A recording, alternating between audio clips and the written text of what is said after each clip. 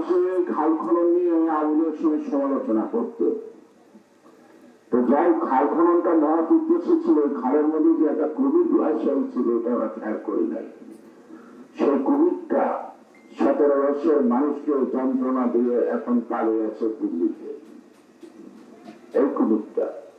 তো সুতরাং আমরা খাল কেটে কুমির আনবো না, খাল কেটে স্বচ্ছ পানি আনবো, সেই পানি খাওয়ার উপযোগী হবে, সেই পানি দিয়ে আশেপাশের মানুষের অনেক সমস্যার সমাধান হবে এবং জলবদ্ধতা থাকবেন না।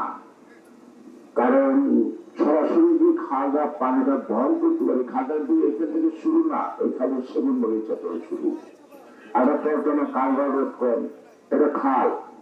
আপনারা নদীগুলোর মাঝখানে এখানে যেন খাল গরম করে নদীতে সেই খালটা সংযোগ হয়ে ডালে নদী থেকে কিন্তু আমরা সেই খালটাকে আবার পুনরায় পুনরুদ্ধার করে আমরা সেই আগের পরিবেশে নিয়ে আসবো। ঢাকা শহরে অনেক খাল ছিল, আমরা আগে বুঝতাম যে খাল বললে বলে ভালো, কিন্তু খাল বললে বেশি বিপজ্জনক।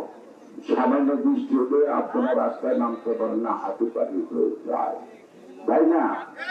আবার যারা খালের পাড়ে জায়গা আছে তারা পারলে খালের 10 ফুট জায়গা বাড়ায় বিল্ডিং করে।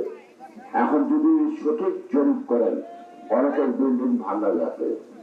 হয়তো আমরা সেই বিল্ডিং ভাঙার পক্ষে না হলো, কিন্তু আর যেন দখল না হয় এবং সংরক্ষিত হয় সঠিকভাবে, সেই উদ্যোগটা গ্রহণ করতে চাই।